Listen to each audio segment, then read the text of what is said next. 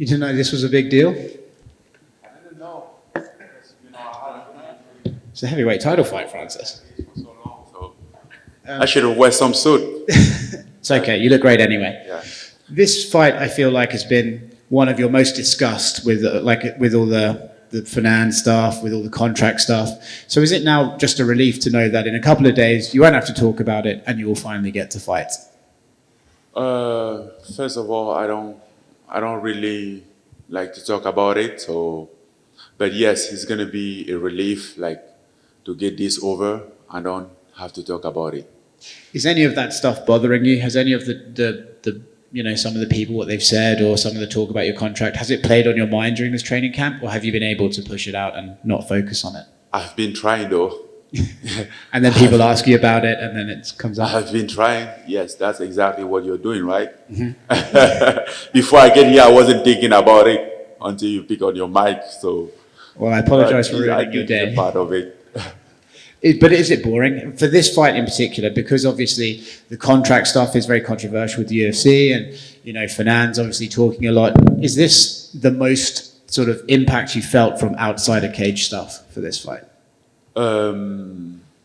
No, I do believe that many people deal with a lot of stuff before fight, whether it's a contra or a drama stuff or some ex-girlfriend shit, or ex-wife, or I don't know. People deal with stuff, so you have to figure out your own shit and do what you have to do. When you see things like the sparring footage being put out there, though, does that not sort of annoy you? Does that not make you think like... No, it doesn't annoy me. It's just funny because, first of all, it wasn't a sparring footage. It was a clip of a sparring footage because the sparring footage doesn't look that good. You said in the countdown that you knocked Ciryl down in sparring. I wanted to clarify, did you knock him down or did you knock him out? Did I say that on countdown? You did say that on countdown. Oh, sorry, I said that. Yes, I knocked him out. You knock him out? Yeah. With what? High kick, left high kick. Oh. Do you think there's no wonder that footage didn't come out? What do you say? There's a reason why that footage has not come out. Oh, there's a lot of reason why that footage didn't come out. So does that give you confidence going into this Saturday? Well, let me say this. That knockout wasn't a voluntary knockout. Like, he was in a sparring. It was an accident. I didn't intend to knock him out. I didn't go there to knock him out. So personally, it's not something that I will be proud of and like walk around and feel like tough because I knocked my sparring partner out or knock him down or whatever. So usually stuff like that happen in this training, but it's always accident because we are committed to take care of our partner. That's how it works. To be clear, it was an accident. Yeah. Okay. Has this lead up made it solidified in your mind that you were right to leave France and that was the best decision for you as a person and as a career? What do you say? Did all of this stuff with this fight, it solidified in your mind, cemented that you were right to leave France? No, it didn't cement my mind. I knew at that time that it was a time. I was right at that time, and I'm still right. And maybe I wasn't right not leaving France before. Yeah. How do you think this fight goes on Saturday? My prediction is the knockout under 2 rounds. Do you think whatever happens with the contract, with everything, your next fight will be against Tyson Fury, or do you think you could fight someone else first? I don't know, but that's who I want it to be. Thank you. You're welcome. Francis, right here. A lot's been made of Ciryl, his fast rise. Like he was relatively new a couple years ago. Now he's fighting for the title. Did you think, after meeting him and sparring with him a few times, that he would be this good this quickly in MMA? What do you mean this quickly? I think he was only 3-0 a couple years ago, and now he's fighting for the UFC heavyweight. Well, I know somebody who was in that same position, and he's right here in front of you. So, yes, it's good. When I saw him, I knew that he's gonna do good, but that doesn't mean he's gonna win. He's gonna win against me. How would you compare his style of striking to Alistair Overeem and Jairzinho from your past fights? Jardinho is more like stationary fighter, which is like a very different type of fight stylistically, and he's like very mobile as a fighter, which is good, you know. It's good for his style, for his how he fight. That's how he gets here. Alistair Overeem is a different style of fighter too. You know, very experienced. Alistair Overeem fight more smart. Francis, I'd like to ask you about your Hollywood career. We finally got to see your scene in the Fast and Furious movie. Can you talk about what it was like to shoot that? And did you actually get to fly out on cables before they blew you up on the computer? I don't have a Hollywood career. I have an MMA career, and I think that's why we're here right now. What happened there happened there. It was cool to have those experience, but it doesn't make me lose any focus.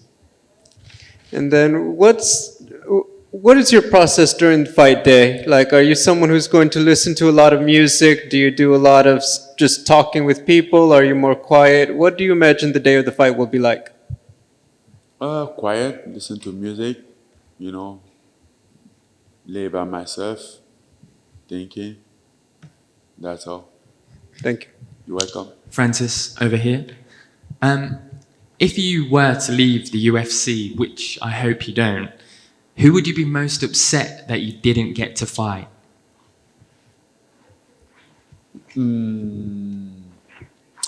If I was leave the UFC, I don't know. I haven't think about that question. Well, Tom Aspinall, good one. Huh? Tom Aspinall, maybe. Who? Tom Aspinall. No. Okay, fair enough. I asked Eric the same question, but I want to ask you as well. Out of 10, how much of a reality do you think it is that you will get to fight Tyson Fury? Out of what? Out of 10. Out of 10? Let's say 8. Yeah, very nice. Why not 9? I like it. And would you Just to be conservative. And would you be looking to have that fight in 4-ounce gloves? That idea just came out like that, but I'm not thinking about that fight now, but obviously I think it would be a good thing to like bring something new, you know, some crossover thing, something strange, very entertaining. I think he will make this very special and good, you know, some new fighting style. Awesome. Thank you, my friend. You're Good luck welcome. on Saturday. Thank you. Francis, right here. Right here. I know this has been another long break between fights for you. What are you most proud of in the last 10 months in terms of your skills where you've grown? Everything, bro. I grow on everything. I don't underestimate anything. I work on everything, you know, show up on wrestling class, jiu-jitsu class, striking, boxing class, sparring day, everything. I think I need all of those skills to be a good MMA fighter, basically for a champion. You need to be well-rounded. And you came out this week announcing that you're going to be taking part of your purse in crypto, right? Yeah. Or Bitcoin. Can you just tell us about that, a little bit of details, why you came to that decision? Oh, yeah. Oh, that's an easy one. 1 year ago, I didn't know much about cryptocurrency, even though people have been talking about. Then I have my manager, Martin Macker, tell me about that, the NFT stuff.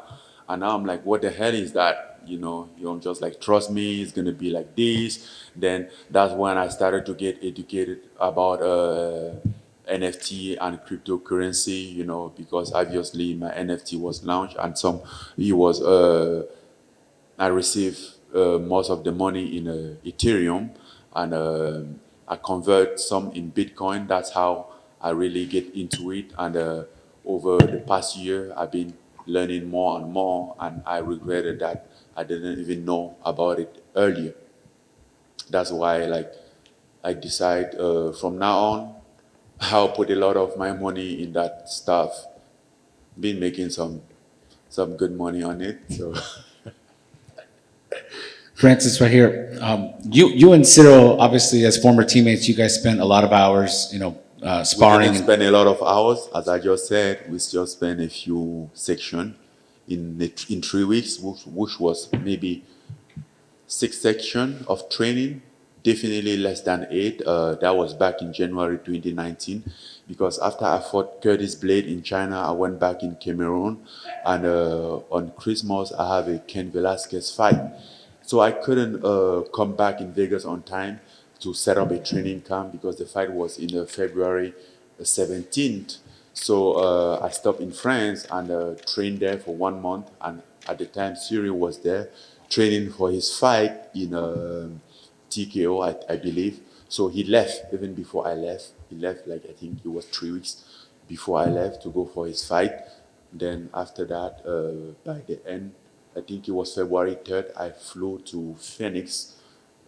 That I was there for 2 weeks before my fight, and that's it.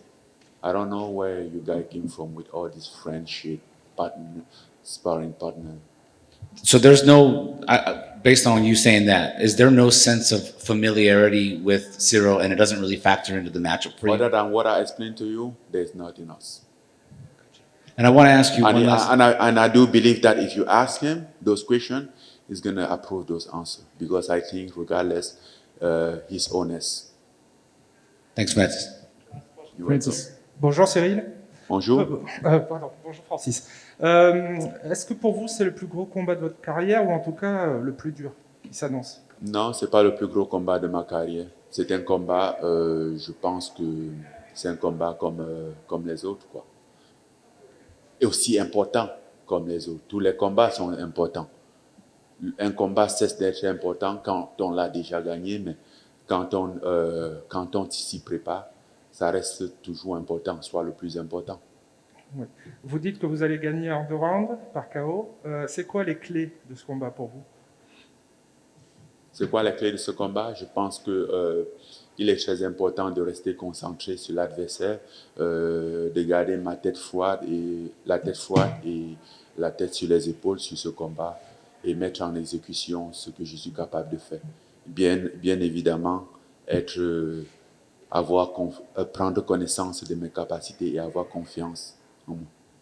D'accord.